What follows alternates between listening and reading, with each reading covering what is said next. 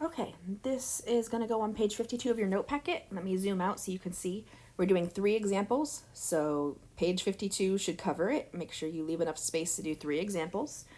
Also, we're going to start with a verbal question because I've noticed some of you think that watching an ed puzzle without listening to it is the same, which it clearly is not. So for those of you listening, the first answer to the ed puzzle question will be read. If you are not wearing headphones and you realize you don't know the answer, I suggest or hope that you went back, put some headphones on, and have clearly listened to it, and you know the answer is red. So, number 1, system of inequalities. In our notebooks on Friday, we did the foldable, and you should have that handy. It should be right there on page 53. And we just did lines. Now we're going to do all our parent graphs that we know. So, for the first system, I'm going to start by graphing the first equation, which is a parabola, right? It's got a square. You should pause the video and sketch that.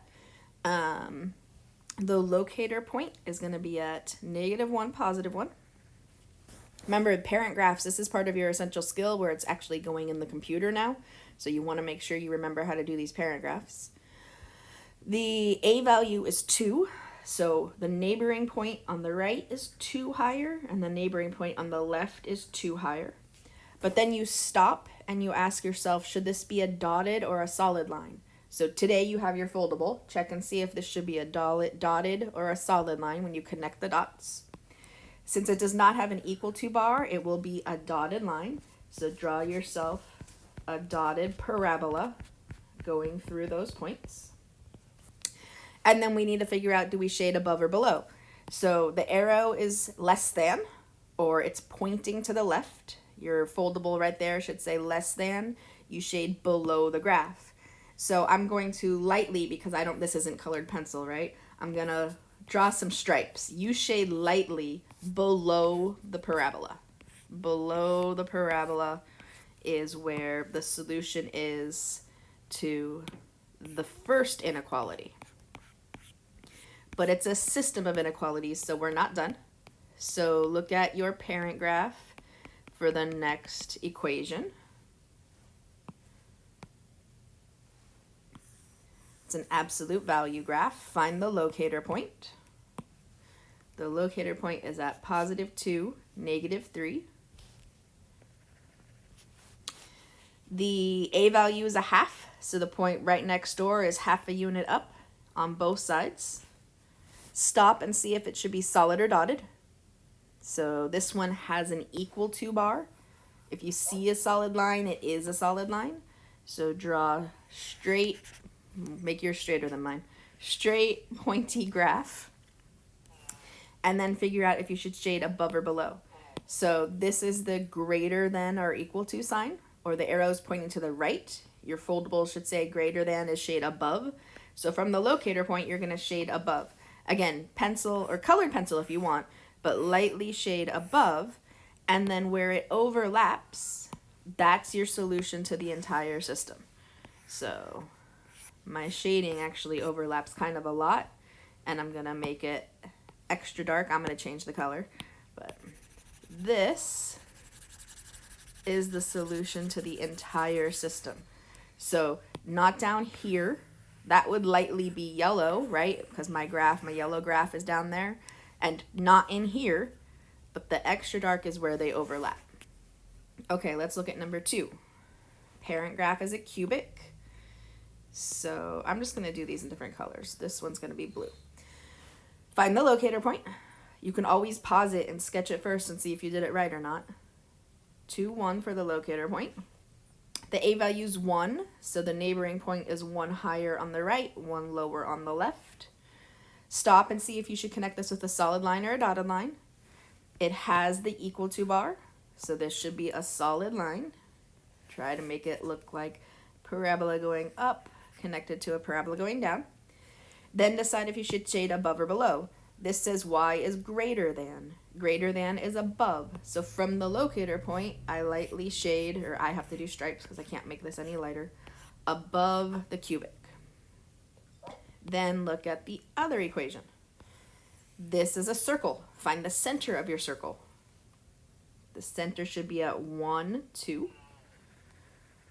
The radius is the square root of 9, so 3 each way.